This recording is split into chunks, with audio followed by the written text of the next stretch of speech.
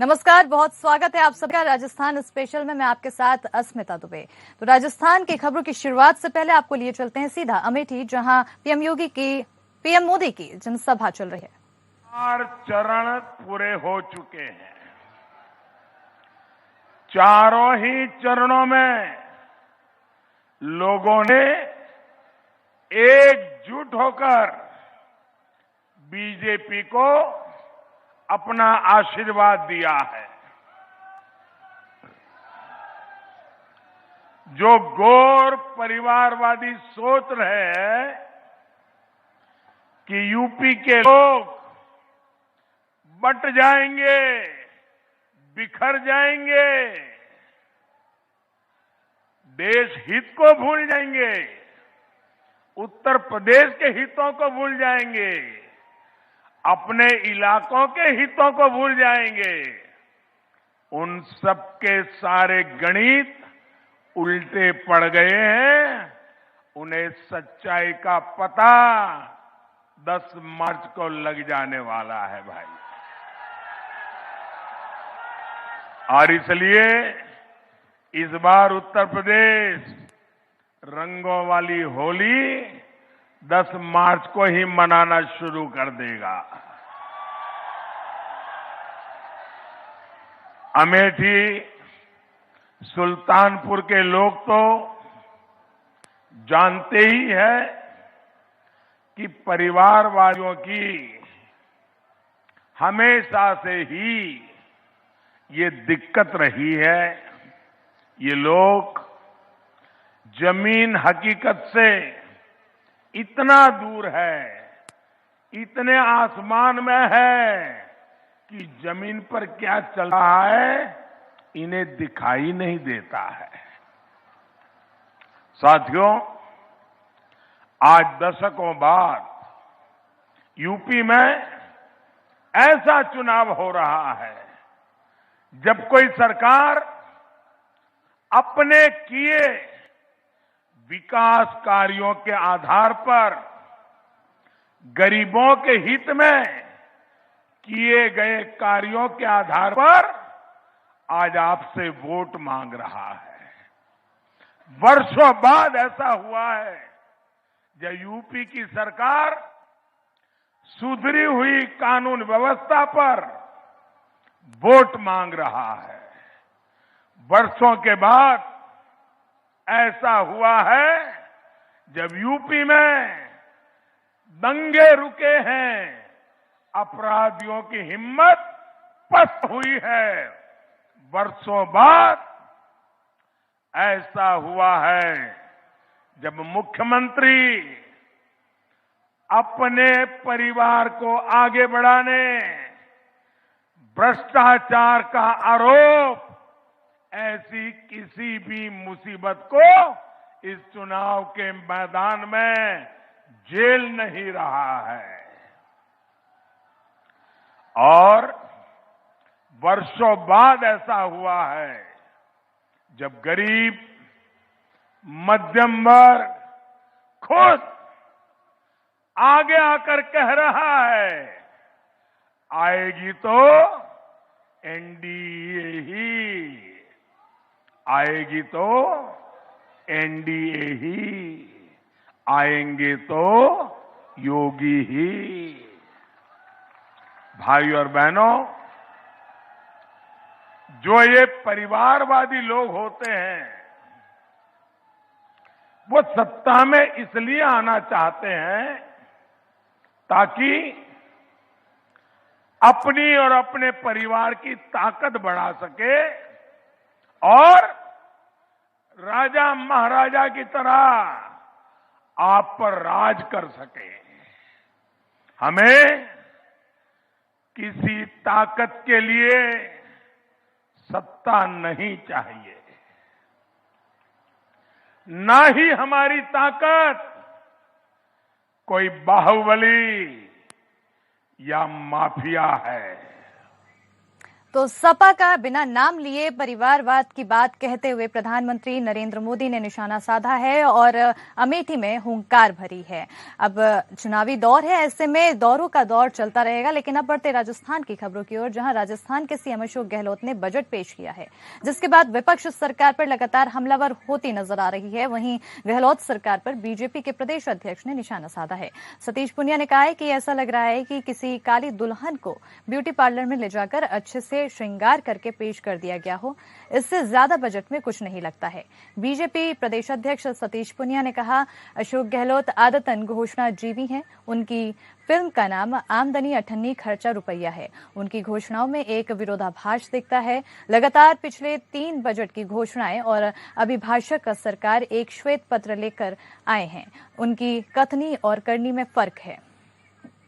पोती वाला बजट है और ऐसा लग रहा है कि किसी काली दुल्हन को ब्यूटी पार्लर में ले जाके उसको अच्छे से उसका श्रृंगार करके पेश कर दिया गया हो। इससे ज्यादा बजट में इसमें मुझे कुछ लगता नहीं। तो उनकी कॉस्मेटिक है, इसको लोक लुभावन बनाने की कोशिश की कि सरकार की नीयत नहीं है। नीयत साफ होती तो वो पहले जो एग्जीक्यूशन हुआ उसके बारे में बताते। तो जितनी जो चीजें थी उनका जो एग्जीक्यूशन होना चाहिए था उनको उसकी उपलब्धियां बताते, उसके बाद बजट रखते तो हमें तसल्ली होती। लेकिन लिपापुता सा है जिसको कॉस्मेटिक कहते हैं आपकी भाषा। और ज्यादा जानकारी के लिए हमारे साथ हमारे संवाददाता हरिनाम सिंह जुड़ चुके हैं फोन लाइन पर। हरिनाम, अब राजस्थान का बजट आ चुका है, लेकिन इसी बीच सतीश पुनिया की तरफ से रंगभेदी टिप्पणी की गई है।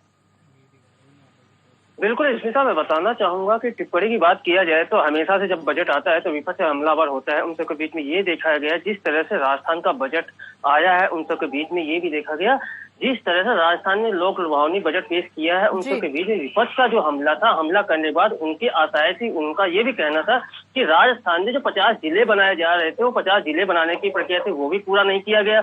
और किसान कर्ज माफी की बात की जा रही थी, किसान की संपूर्ण कर्ज माफी की बात जो किया जा रहा है तो संपूर्ण कर्ज माफी की बात सामने भी आने की बात की गई, वो भी इसमें नहीं लाया गया। जहां तक देखा गया था किसान कर्ज माफी को लेकर किसानों का बजट अलग से पेश किया गया। 2000 करोड़ से लेकर 5000 करोड़ तक का बजट बढ़ा दिया गया था। उन सबके बीच में विपक्ष हमेशा से हमलावर हो चुका है। इसमें तो ये भी बताना चाहूंगा, जिस तरह से ये देखा गया कि हमलावर होते हुए वसुंधरा राजे की बात किया था, वसुंधरा राजे भी ये कह रही थी कि युवाओं को बेरोजगारी की बात के लेकर ये भी सामने नहीं आया है। किसान कर्ज माफी की बात है, ये भी सामने नहीं आया है।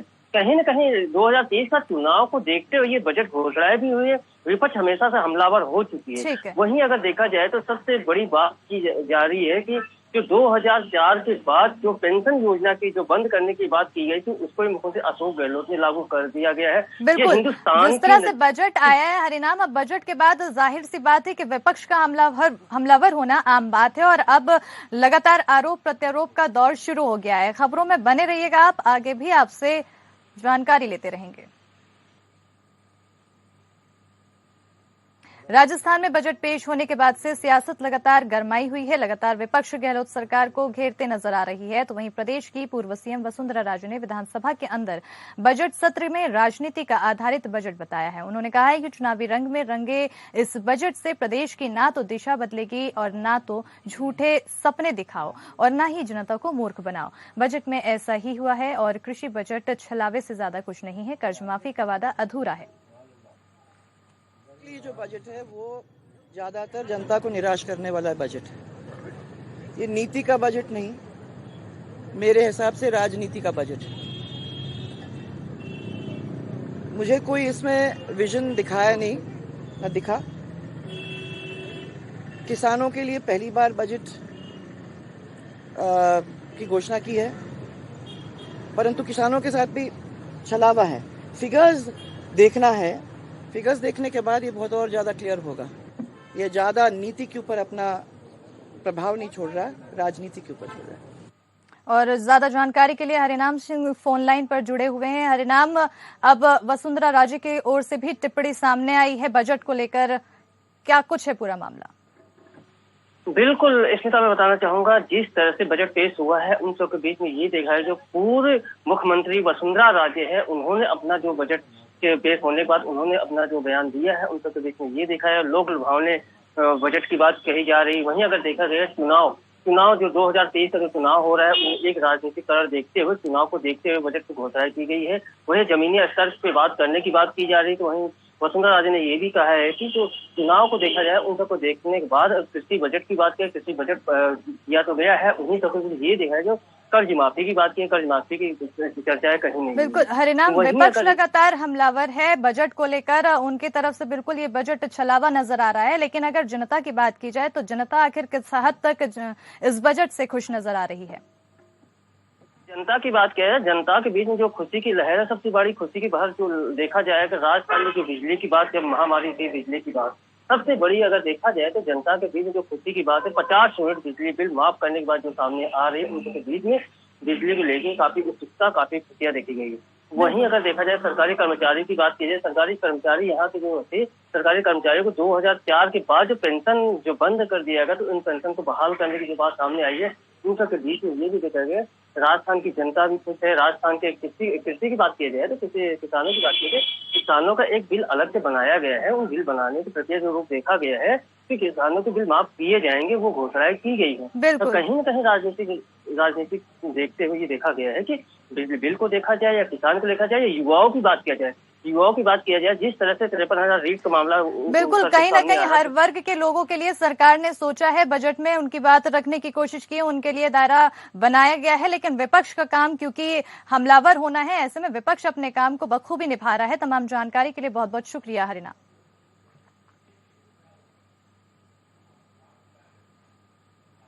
बढ़ते हैं खबरों में आगे, जहां गहलोत सरकार ने बजट सत्र पेश किया, जिसको लेकर लोगों में काफी खुशी का माहौल देखा जा रहा है। बजट को लेकर जनता का क्या कुछ कहना है वो आपको सुनाते हैं।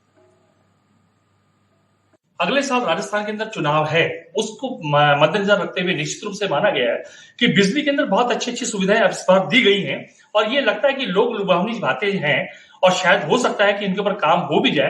यदि हो जाता है तो निश्चित बात मान के चलिए कि जनता के लिए बहुत बड़ी राहत की बात है और बिजली वास्तव में एक प्रमुख मुद्दा रहा है, ये एक सरकार के लिए प्लस पॉइंट रहेगा। बजट पेश करने से पहले उन्होंने पत्रकारों को भी विशेष ध्यान में रखा और पत्रकारों के लिए उन्होंने गैर अधिसूचित पत्रकारों को भी सरकारी सुविधाएं देने का आह्वान किया। ये एक स्वागत योग्य उनका कदम है, हम उनका स्वागत करते हैं इस बात को लेकर। इसके साथ ही उन्होंने अधिसूचित पत्रकारों के लिए जो कार्य प्रणाली है उसमें शिथिलता बरतने की भी बात कही है। मैं सबसे पहले तो धन्यवाद देना चाहता हूं अशोक गहलोत साहब को, जिनके अपने दूरदर्शी उन्होंने ये देखा कि कोविड के अंदर जब ये पर्यटन व्यवसाय बिल्कुल खत्म हो गया था, खत्म के कगार पे आने के बाद में पुनः जीवित करने के लिए जो अशोक गहलोत साहब ने कार्य किया है वो वाकई प्रशंसनीय है। उन्होंने 500 करोड़ के अपने बजट को 1000 करोड़ का बजट आज उन्होंने घोषणा कर दी, इसके लिए उनको साधुवाद। राजस्थान में विधानसभा बजट सत्र के बाद विधायकों को आईफोन दिया गया, जिसके बाद ये एक राजनीतिक मुद्दा बन गया है। वहीं बीजेपी के प्रदेश अध्यक्ष सतीश पुनिया ने ट्वीट कर बताया है कि बीजेपी के सभी विधायक मोबाइल फोन को वापस करेंगे। रीट पेपर लेट मामला, महाराणा प्रताप और अकबर युद्ध विवाद के बाद अब मुख्यमंत्री अशोक गहलोत की ओर से बजट पेश करने के बाद सभी विधायकों को आईफोन 13 की सौगात देना नया राजनीतिक मुद्दा बन गया है। चलिए फिलहाल यहाँ रुकते हैं छोटे से ब्रेक के लिए, जल्द हाजिर होंगे।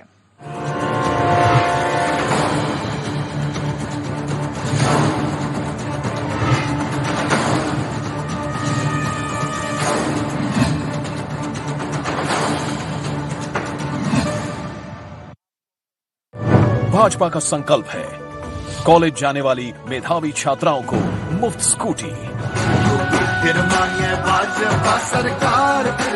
फिर से कमल का बटन दबाएं, भाजपा को जिताएं। सोचिए मत, मेरी और पूरे हिंदुस्तान की तरह आप भी समर कूल। ब्रेक के बाद एक बार फिर आप सभी का स्वागत है। बढ़ते हैं खबरों की ओर, जहां राजस्थान के मुख्यमंत्री अशोक गहलोत ने राज्य बजट 2022 पेश किया है। बजट के बाद पूर्व कृषि मंत्री प्रभुलाल सैनी ने किसानों के लिए अलग से बजट पेश करने पर बधाई दी है।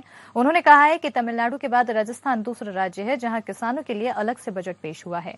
साथ ही कहा कि 5 लाख करोड़ का कर्ज राजस्थान सरकार पर है। आगे उन्होंने कहा कि सरकारें आती हैं और सरकारें जाती हैं, लेकिन इन घोषणाओं को धरातल पर उतारने के लिए सरकार के सामने बड़ी चुनौती है। पुरानी घोषणाओं को नए लिफाफे में लपेट कर पेश किया है। इन घोषणाओं को सही अमली जामा पहनाने की जरूरत है। कुछ घोषणाएं बजट में ऐसी भी है जिनकी प्रशंसा की जानी चाहिए। मुख्यमंत्री जी ने कहा कि 2 रुपए जो दूध पे प्रति लीटर सब्सिडी जो मिलती थी उसको बढ़ा के 5 रुपए प्रति लीटर किया गया है। और दूसरा मिशन जो कि मोटे अनाज का रिसर्च सेंटर ऑफ एक्सलेंस बनाने की जोधपुर में जो घोषणा हुई है मिलेट्स पे, वास्तव में ये ईमानदारीता से धरती पे धरातल पे उतरता है। तो मैं समझता हूं इसका लाभ राजस्थान में बाजरा, मक्का, रागी, जवार पैदा करने वाले किसानों को मिलेगा। इसमें अनुसंधान होगा, रिसर्च होगा। इसके लिए बधाई करने में अतिशयोक्ति नहीं होगी। और अब खबर अलवर से है, जहां बजट में कई सौगात मिलने से लोगों में खुशी की लहर देखने को मिली है। और आपको बता दें कि यहां पर जिला अस्पताल में 100 बेड बढ़ेंगे। वहीं बहरौड़ में जिला अस्पताल और बांसुर अस्पताल को उप जिला अस्पताल में क्रमोन्नत किया जाएगा। और इसके अलावा अलवर के बड़ौत, किशनगढ़वास और राजगढ़ में कन्या महाविद्यालय खोलने की घोषणा की गई है। वहीं मुंडावर में कृषि महाविद्यालय खोला जाएगा। आपको बता दें कि अलवर में भिवाड़ी, नीमराणा बड़े इंडस्ट्रियल एरिया हैं और इस बार सरकार ने बांसुर और कोट कासिम में नए इंडस्ट्रियल एरिया की घोषणाएं की है। वहीं भिवाड़ी इंडस्ट्रियल एरिया के विकास पर अलग से बजट भी जारी करने की घोषणा की गई है। बहुत बड़ी बात है, विकास होगा। यहाँ बहुत दिन से अटके पड़े है ये मामला, राजनीति के फंडे से ये अपनी नगर पालिका नहीं बनी। आज जो निर्णय लिया है सराहनीय और बहुत सराहनीय निर्णय है। बहरौड़ CHC को जिला स्तर की लेवल के ऊपर या जो मान्यता दी है उन्होंने, ये हमारे क्षेत्र के इसके चारू मेर के लोग अलवर की बजाय यहाँ जो इलाज करवाएंगे तो बहुत बड़ा फायदा मिलेगा इन लोगों को। यहाँ तो बहुत तगड़ा कार्य किया है। महिला विद्यालय इसको क्षेत्र के में शिक्षा के लिए ये बहुत बड़ा कदम है, हर बच्चे के लिए, हर माता पिता के लिए और अपनी सेफ्टी के लिए। तो हम तो यही कहना चाहेंगे, और बलजीत जी विधायक जितने जिए उतने इस मामले में सबसे लंबी से लंबी।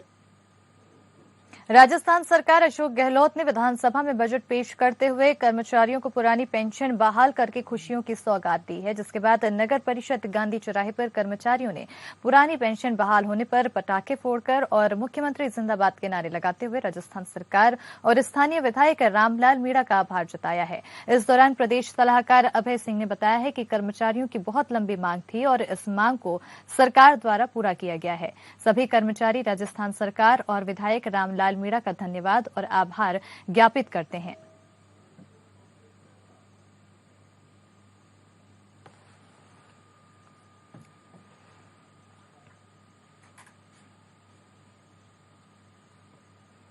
राजस्थान के रतनगढ़ को जिला अस्पताल बनाने को लेकर लोगों में खुशी का माहौल है, जिसको लेकर यहां पर लोगों ने आतिशबाजी कर मंडेलिया और सारस्वत का मुंह मीठा करवाकर बधाई दी है। और आपको बता दें कि मुख्यमंत्री अशोक गहलोत ने बजट पेश किया, जिसमें रतनगढ़ के अस्पताल को जिला अस्पताल बनाने का बिल रखा गया है।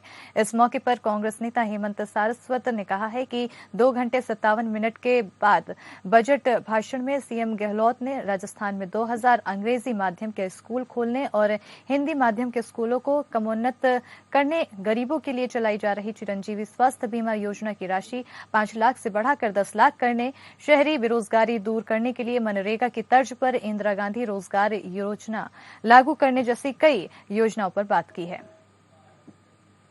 बहुत आभारी हूँ।